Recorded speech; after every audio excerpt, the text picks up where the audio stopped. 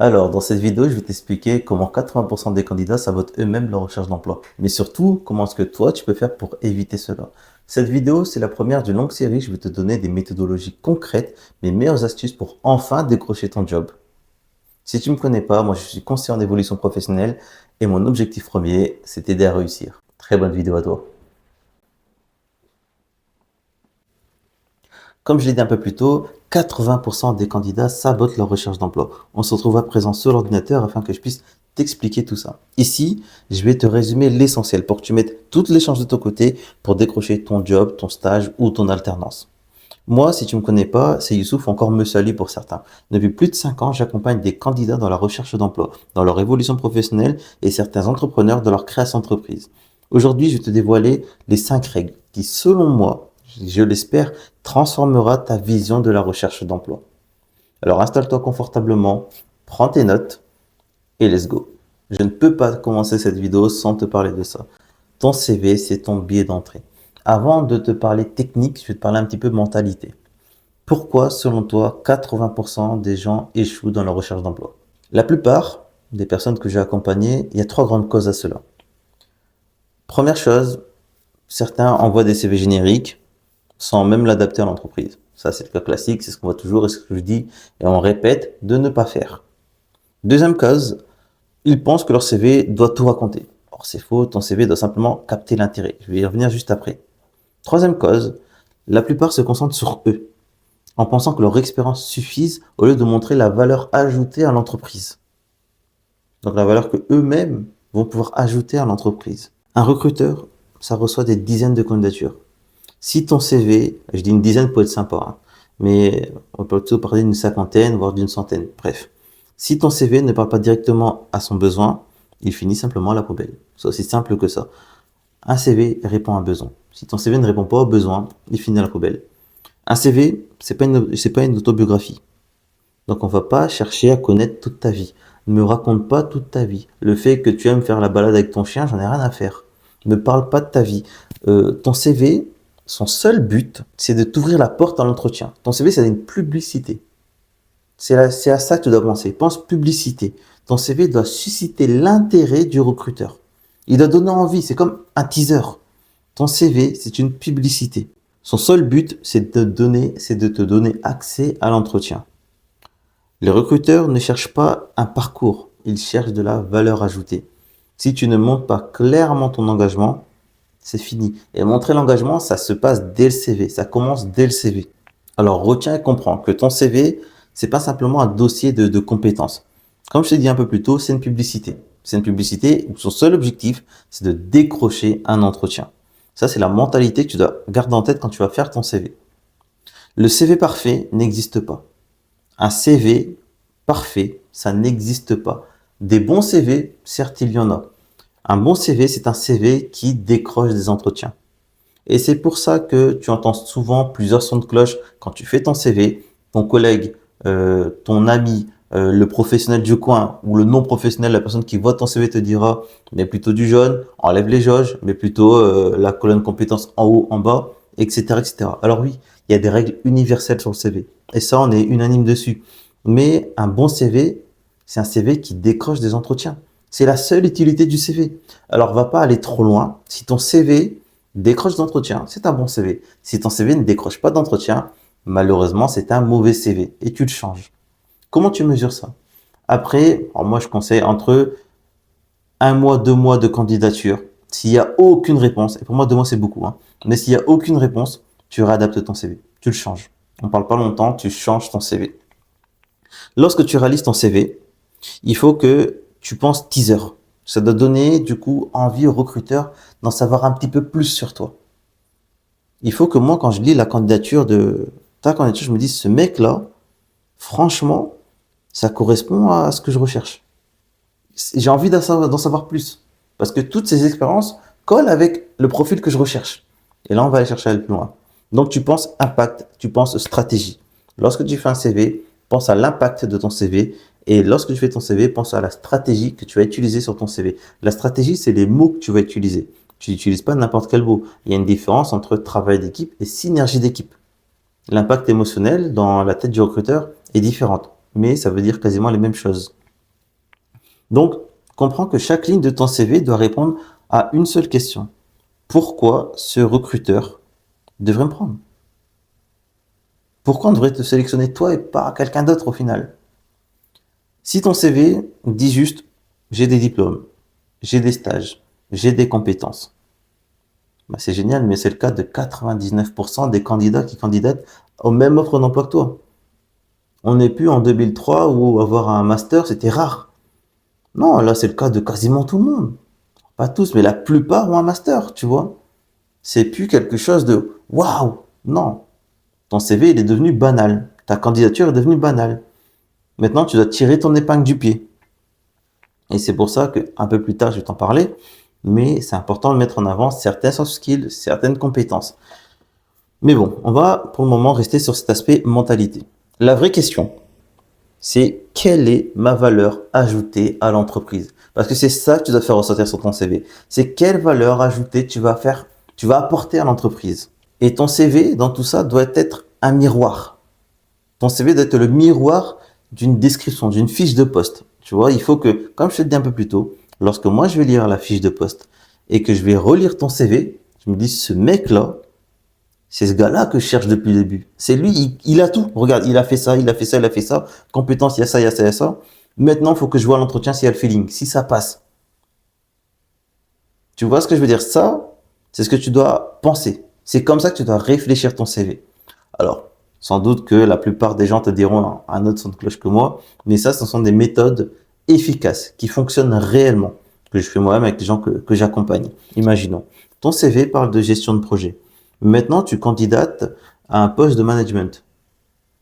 Il faut que tu me parles de management. Ne me parle pas de gestion de projet. Parle-moi de management, parce que moi, je cherche un manager.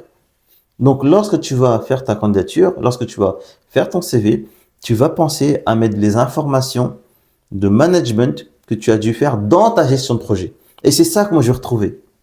Je vais retrouver toutes les actions de management que tu as dû faire dans la gestion de projet que tu as occupé à telle entreprise. Parce que c'est ça dont moi j'ai besoin et c'est ça que je veux que tu fasses ressortir sur le CV. Et c'est là que je te parle d'être attractif, de donner un petit teaser, de se dire que ce candidat-là, c'est le bon parce que il y a ça, il y a ça, il y a ça. Moi, j'ai pas le temps de lire toute ton autobiographie de ton CV qui fait 5 pages. J'ai besoin simplement de voir l'essentiel. D'ailleurs, un CV, c'est une page, hein. Pour la plupart d'entre vous, une page. Allez pas trop loin. J'ai juste besoin de voir du coup l'essentiel.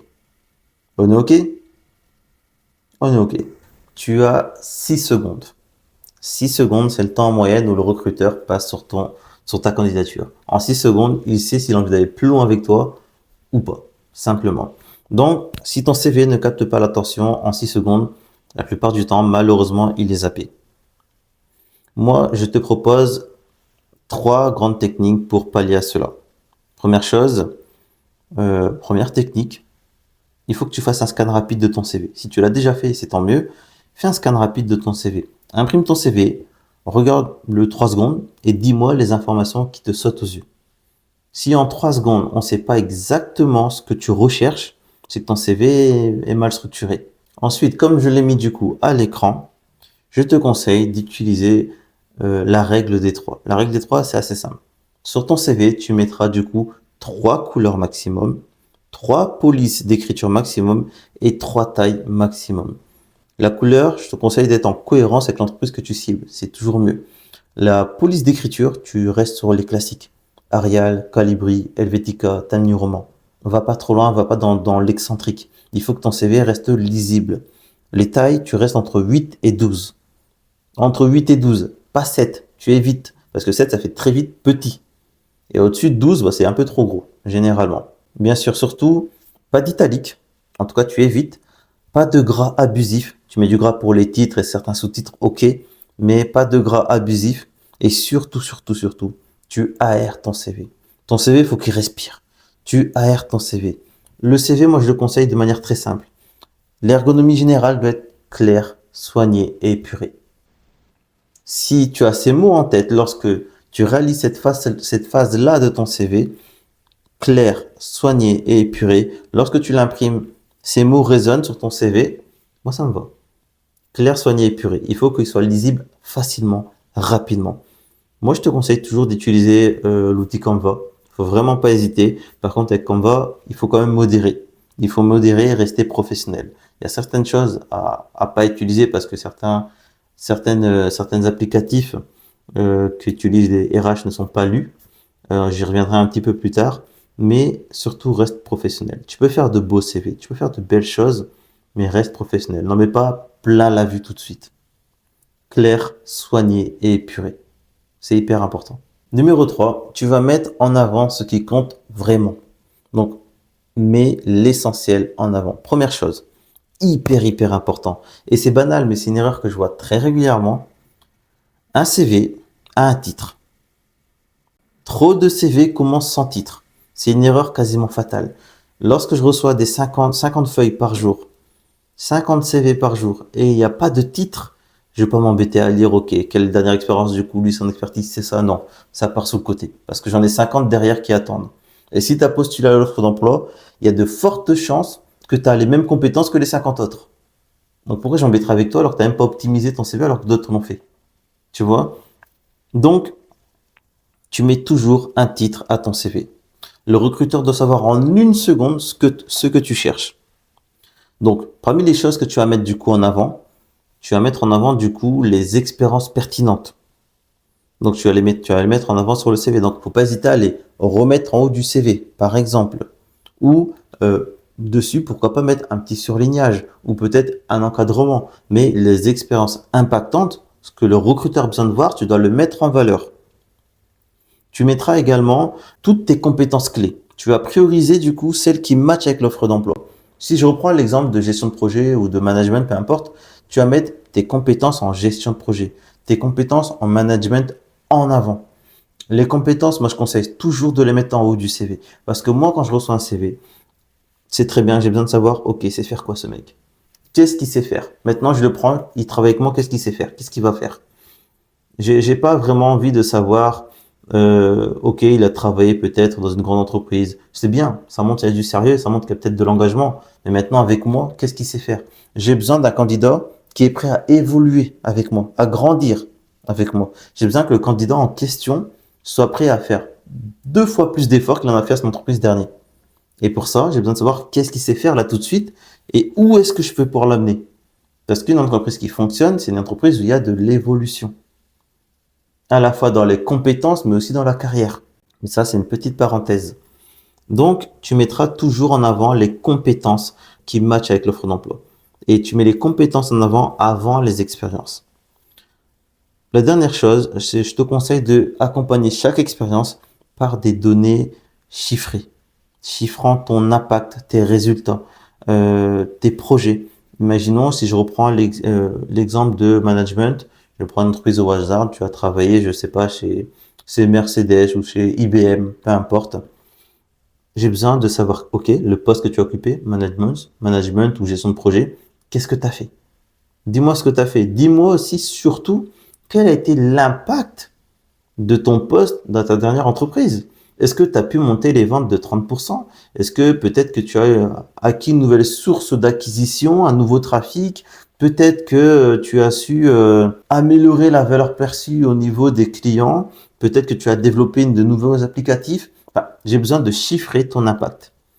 Hausse de vente de 30%, montée du taux de rétention de 60%, etc., etc. J'ai besoin de chiffrer ton expérience.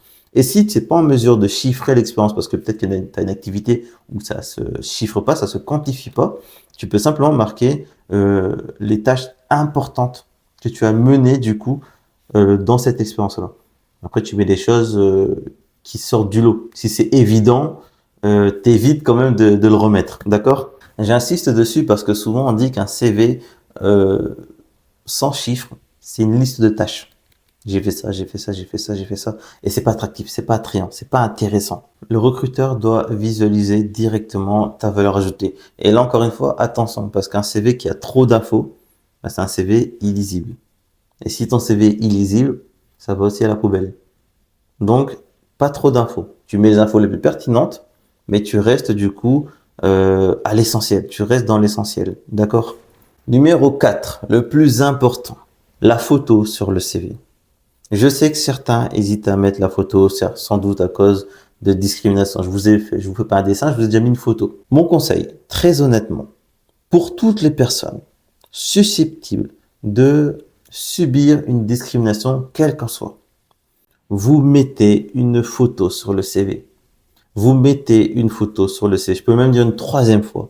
Vous mettez une photo sur le CV. C'est hyper important. Pourquoi? Première chose, ça va rassurer le recruteur. Le recruteur a des infos sur toi que toi, tu n'as pas sur lui. Quand il va dans la salle d'attente, il sait vers qui s'adresser. Il sait qui est-ce qu'il attend. Il sait à quoi s'attendre. Il sait déjà, ok, cette personne ressemble à cela. Ça me permettra, deuxième chose, de mémoriser plus facilement la candidature. J'ai reçu cette personne, bah, il est brun, ou il est blond, ou il est roux, ah, il est comme ci, il est comme ça, ah, elle est comme ci, elle est comme ça. Je me rappelle, c'est cette candidature-là, je me rappelle de cette candidature parce que j'ai mis une photo. Un nom, un prénom, certaines personnes ne le retiennent pas. Il faut mettre le nom pour ton, bien sûr. L'expérience, les compétences, il y en a des millions, on ne le retient pas. Un visage, il n'y a que toi qui as ton visage. Même ton jumeau n'a pas ton visage. Un visage, il n'y a que toi qui l'as. C'est beaucoup plus facile de retenir une candidature d'une personne qui a mis une photo. Donc moi, je te conseille, tu mets une photo, à la fois du coup pour toutes les personnes qui peuvent subir de la discrimination, pour rassurer le recruteur. C'est peut-être que tu as un prénom costaud, mais que ton sourire, ça fait effet, et du coup, ah, il est plutôt sympa, peut-être que je me verrais bien quand même le voir quand même, nanana. Donc, tu rassures le recruteur en mettant une photo, tu fais en sorte qu'il mémorise ta candidature. Alors, comme je le disais, surtout, ça évite les hors-sujets. Lorsque tu ne seras pas retenu après un entretien, tu ne te poseras pas la question, c'est est-ce que c'est parce que je suis de telle couleur? Est-ce que c'est parce que je suis de telle confession religieuse? Est-ce que c'est parce que je suis comme ci, je suis comme ça? Est-ce que c'est parce... Non, tu sais que tu n'as pas été pris par rapport à tes compétences. Parce que si la personne a vu ta tête sur le CV et qu'il a quand même choisi de te prendre en entretien, c'est qu'il y avait un intérêt. Et que tu as dit quelque chose à l'entretien qui a fait que, pas intéressant. Bien sûr, ça peut arriver que tu as quand même subi de la discrimination, même si tu avais une photo, etc. On est à l'abri de rien. Mais on va se prémunir. On va se prémunir en allant directement sur l'essentiel. L'essentiel, c'est, voilà, je ressemble à ça. Tu veux discuter avec moi, on discute. Tu veux pas discuter avec moi parce que je ressemble à ça, on n'en parle plus. Ça, c'est ce que tu dois avoir en tête. C'est pour ça que je te dis, mets une photo sur ton CV. Je pourrais détailler le sujet encore longtemps, mais j'essaye de raccourcir cette vidéo parce que là, je vois déjà que j'étais un peu loin au niveau du temps et je souhaite que ça soit assez concis quand même. Donc, dis-toi que la photo évitera les hors-sujets. Bien sûr, tu fais attention à mettre une photo professionnelle, nette, bien cadrée et une tenue adaptée au secteur que tu souhaites, du coup, où tu souhaites candidater. Maintenant, numéro 5, parlons des détails qui font la différence. Avant d'envoyer ton CV, fais un dernier check. Déjà, un check que je te propose, un titre clair. Quel poste tu vises? Est-ce que tu l'as écrit? La couleur. Est-ce que tu as adapté la couleur de ton CV à l'entreprise que tu cibles? Les valeurs. As-tu mis en avant les valeurs de l'entreprise sur ton CV? L'orthographe. La mise en page. Est-ce qu'il n'y a rien qui dépasse? Est-ce que tout est bien cadré? Les compétences. Est-ce que tu as repris les compétences de l'offre pour les remettre sur ton offre d'emploi, sur ton CV? La photo. La photo, est-ce qu'elle est bien cadrée? Est-ce qu'elle est professionnelle? Et surtout, est-ce que ton CV est clair, soigné et épuré? Est-ce qu'il est lisible? Une fois que tu as fait toute cette checklist, on a normalement quelque chose de plutôt potable. Donc normalement, tu as suivi du coup certaines informations issues d'autres vidéos. Moi, je vais compléter tout ça par l'essentiel, les points très importants que tu dois respecter sur ton CV. Donc une fois que tu as respecté toute cette checklist, moi je te conseille de préparer 3 versions de ton CV. Tu vas préparer 3 versions de ton CV pour plusieurs types d'entreprises. Première entreprise, les startups. T'es pas à l'abri de candidater sur une startup dans le secteur, dans le métier que tu recherches. Les grandes entreprises et également les PME. Pour les startups, n'hésitera pas à avoir un CV dynamique, orienté résultat et surtout adaptabilité au niveau de tes compétences. Pour les grandes entreprises, je te conseille de structurer, de détailler et de t'aligner avec leurs exigences. Et pour les PME, tu peux être assez polyvalent. Mais il faut toujours que ton CV ait un impact concret. Parce que eux ont besoin que ça tourne encore, que ça tombe bien, grosso modo. Donc, tu vas faire attention dans tout ça aux ATS. Les ATS, c'est un outil de tracking qui permet en fait de trier les CV. Certains CV ne sont pas lus par les ATS, d'autres le sont. Certaines personnes disent que par exemple la photo n'est pas lue, que le gras ou les trucs surlignés ou les images ne sont pas lus. D'autres vous donnent le son de cloche inverse. Ce qui est sûr, c'est que si tu candidates à une offre et que tu reçois immédiatement une offre comme quoi, un mail comme quoi tu n'as pas été pris dans les 10 secondes, c'est l'ordinateur qui n'a pas sélectionné ton CV. Il est sûr et certain que tu dois le modifier et que tu peux quand même recandidater à l'offre d'emploi. Mais ton CV n'a pas passé les ATS. Un CV, pour qu'il passe les ATS, généralement, ça va peut-être te décevoir, mais ce sont les CV moches, les CV un peu à l'ancienne. Rien ne t'empêche de mettre un peu un petit coup de modernité, avec peut-être un peu de couleur, un peu, un peu d'effet sur le CV, pourquoi pas, mais fais toujours attention à ce que ton CV, du coup, passe les ATS. Ce serait un peu compliqué, je devrais consacrer peut-être une vidéo sur le sujet pour te parler des ATS, mais grosso modo, si ton CV est un peu trop folklore, malheureusement, donc folklore, je parle qu'il y a peut-être trop d'encadrés, peut-être trop de surlignage, peut-être trop de photos, peut-être trop d'icônes, il y a de fortes chances qu'il ne passe pas les ATS. Et même si la police d'écriture est un peu différente de celle de d'habitude, il est possible que l'ordinateur ne les lise pas et que ton CV ne passe pas les ATS. Comme je dis, le meilleur moyen de savoir si tu reçois un mail quasiment dans la minute, comme quoi tu n'as pas été pris, c'est que ton CV n'a pas passé les ATS. En tout cas, c'est le cas pour les grandes entreprises. Mon dernier conseil avec tout ça, je te conseille de valider ton CV avec l'IA. N'hésite pas à envoyer ton CV à ChatGPT et faire un test. Tu lui demandes par exemple, est-ce que mon CV est lisible et impactant? Il va te dire simplement les points à recorriger. Est-ce que il passe les logiciels ATS selon toi? Il va te dire oui, il est lisible par un ATS ou non. Parce qu'un ATS, c'est reste une IA. Si l'IA, ChatGPT peut le dire, normalement, les ATS le peuvent également. Donc, tu ne devrais pas avoir de soucis à ce sujet-là. On arrive du coup à la fin de cette vidéo. Mes conseils de fin. Passe à l'action. Prépare ton CV selon les conseils. Assure-toi qu'il est impactant. Envoie-le. Ne tombe pas dans le piège d'un CV parfait qui n'est jamais envoyé parce que tu n'as pas les compétences pour, etc., etc. Un CV parfait qui dort sur ton ordinateur, c'est un job en moins pour toi. Si ton CV est bon, tu dois l'envoyer. N'hésite surtout pas à candidater. Et normalement, très honnêtement, si tu as suivi mes conseils, si tu appliques l'entièreté de ces conseils, je suis quasiment sûr que tu verras la différence. N'hésite pas à me laisser un commentaire si cette vidéo t'a plu, me dire en quoi je pourrais t'aider pour orienter mes prochaines vidéos et on se dit à bientôt.